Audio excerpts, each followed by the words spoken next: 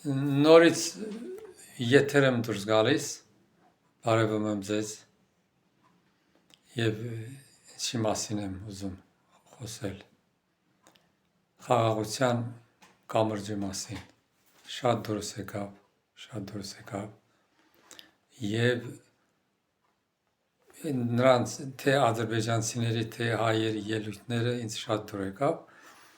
առաջին հերթում ես ինչ եմ ուզում ասել, թե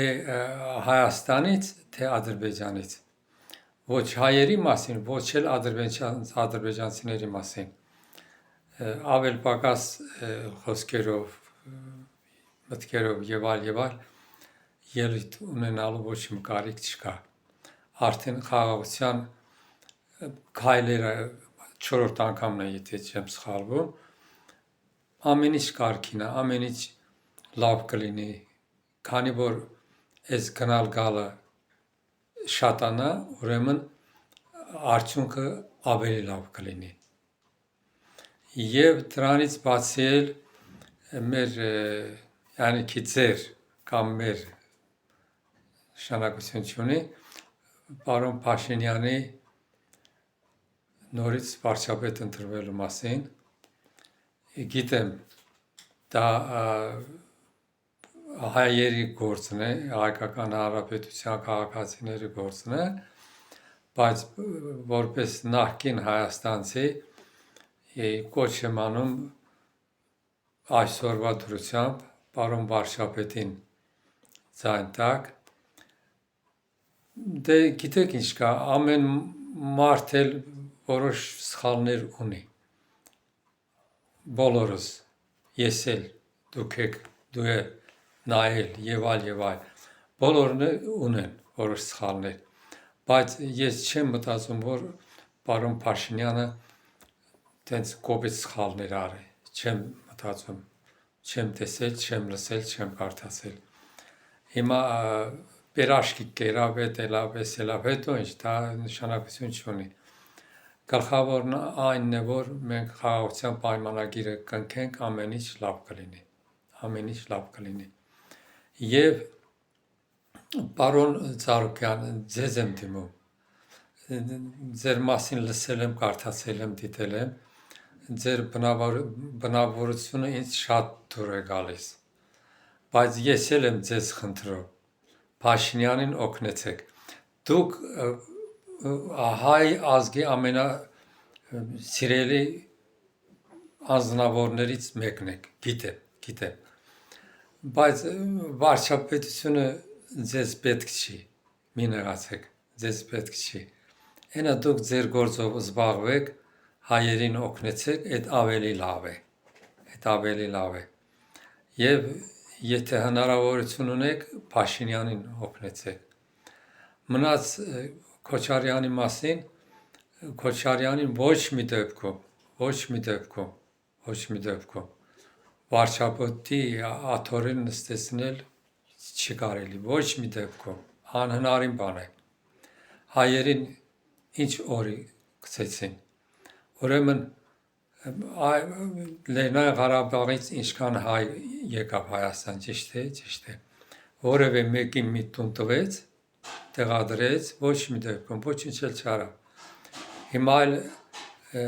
կարդում եմ, փող են բաժանում, Սամվել Կարապետյանն էլ նրա հետ, նրանք էլ են փող բաժանում, բերում, այն օրը մեկը խոսում էր, տարիքով մարդ էր, ասում է, ես ավտոբուս զորով եմ նստում,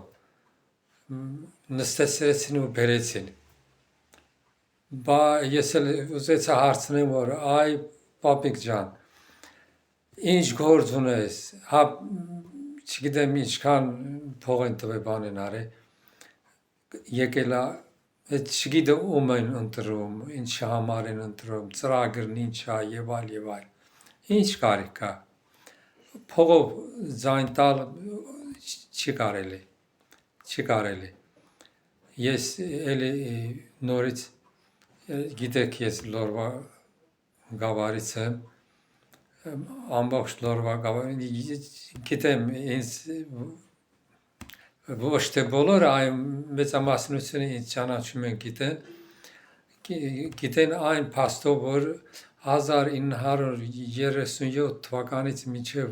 45 թվականը իմ մայրական պապիկս Հայաստանի Գերագույն Սովետի պատգամավոր է եղել։ Շատ լավ էր գործերը արել։ Ուրեմն պատերազմի ժամանակ Ստալինգրադը գնացել Մասակ Պապյանի ուրեմն ցուցմունքով։ Գնացել է Ստալինգրադ, այդտեղ հայ զինվորների հետ հանդիպել եւ այլ։ Եվ վերադառնալուց հետո նրանց ընտանիքների հետ կապ ունեցել, օգնություն ցուցաբերել եւ այլ։ Yani ուզում եմ ասել, որ Լորվա գավառում ճանաչում են մեզ։ Դե հիմա ինչ ելավ։ Տեսեք, ես էլ եմ այդ մտքերին բացասական տեսակետից նայում, որ մենք թշնամի ենք, մենք պատերազմ եղել կամ Ադրբեջանը հաղթել է, Հայաստանը պարտվել է, հետո ինչ եղավ, անցյալում թողեք։ Եղավ դրա համար, որ երրորդ պետությունները ներխուժեցին, թե Ադրբեջան, թե Հայաստան։ Նրա համար էլ այդ պատերազմը սկսեց, թե Բալայանների, թե Սիլվա-Կապուտկյանների, Աղամբեկյանների, Քոչարյանների, Սարգսյանների նմանների երեսից այս պատերազմը եղավ եւ մարդիկ զոհվեցին։ Ինչի համար զոհվեցին, ում էր պետք։ Հենա ապրում ենք, էլի ոչ մեկին էլ պետք չէր։ Եվ նորից գիտեմ, ասելու եք, թե քո ինչ գործն է, գիտեմ, կարող եք ասել, բայց որպես նախկին հայաստանցի անտարբեր լինել չեմ կարող։ Ես դիմում եմ Լոռու Փամբակի ուրեմն քաղաքացիներին, Փաշինյանին ձայն տվեք։ Եթե Փաշինյանը նորից ընտրվի, գիտեմ, ոչ մի պատերազմ բանել չի լինել։ Քոչարյանի հետևից գնալու ոչ մի կարիք չկա։ Ընդհանրապես ռուսամոլների հետևից գնալու ոչ մի կարիք չկա։ Ռուսները նորից գան, նորից իրար գցեն, պատերազմ լինի, իրար սպանեն, չգիտեմ ինչեր, պետք չի։ Ռուսամոլների ձայն տալ պետք չի։ Միայն պարոն Փաշինյանին, էլի ով որ ձայն կտա, ձայն չտվողներին էլ ես դիմում եմ, որ պարոն Փաշինյանին նորից ընտրեք, խաղաղություն լինի,